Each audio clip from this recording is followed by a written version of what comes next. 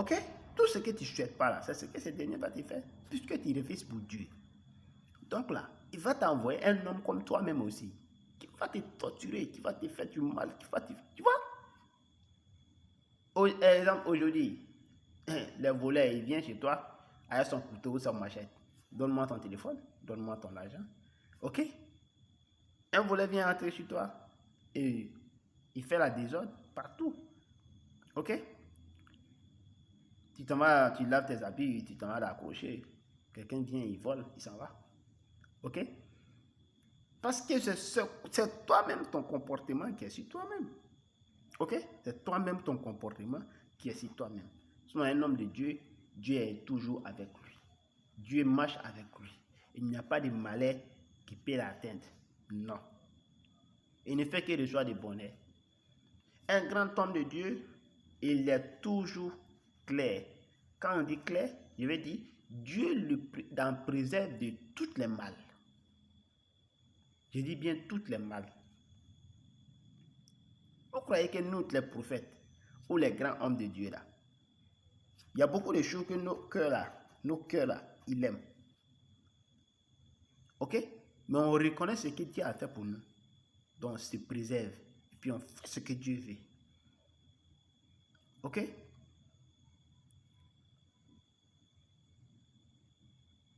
Si c'est parce que j'étais un prophète de Dieu, vous n'allez pas me voir sur les réseaux sociaux. Non, parce que moi, je n'ai pas le temps pour ça.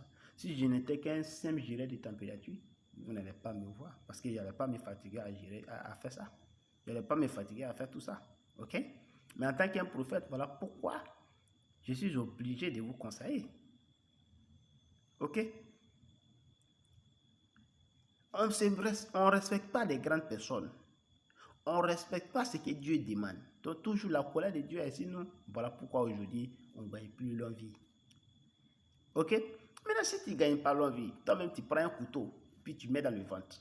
Tu déchires le ventre. Et puis tu mets demain, tu dis que non, c'est telle personne qui t'a tué. Tu ne peux pas dire ça. C'est toi-même qui t'es tué.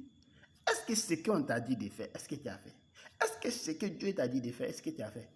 C'est quand les prophètes sont venus en toi, là, ils t'ont dit ce que Dieu veut, non? Tu as refusé. Et il y a des gens parmi vous-même qui ne croient pas que l'homme, on va mourir aujourd'hui, demain, Dieu va nous faire, il va nous faire réveiller pour aller nous demander ce qu'on a fait, ce qu'on a regardé. Depuis on est né jusqu'à la mort, ce qu'on a parlé, ce qu'on a regardé, ce qu'on a écouté, les faux idées qu'on a données, les faux idées qu'on a poursuivies, les bonnes idées qu'on a regardées, les bonnes idées qu'on a poursuivies. Les exemples qu'on a donnés, il va nous demander sur tout. Mais il y a des gens parmi vous qui ne croient pas à ça. Beaucoup plein. Ok? Et il y a des gens aussi qui croient à ça. Et il y a des gens aussi qui savent très bien que c'est vrai. Mais il y a d'autres aussi, et ils préfèrent, ils savent que c'est vrai, mais ils ne se basent sur le mensonge. Il y a tous ces gens d'hommes. C'est Dieu qui t'a créé. Là, tu crois à ça. Que tu ne t'es pas créé seul. Ok? Ton père et ta mère, que tu les respectes tellement là. C'est Dieu qui les a créés. Et qu'il t'a fait passer par eux pour venir au monde.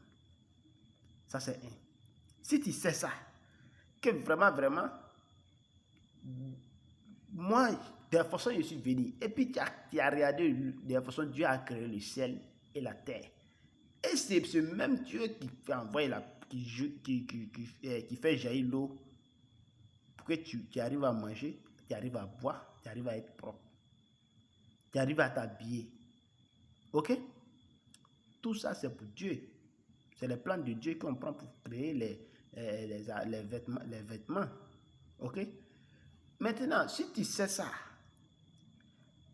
que tu t'assois, tu réfléchis comment le ciel est suspendu en haut de nous.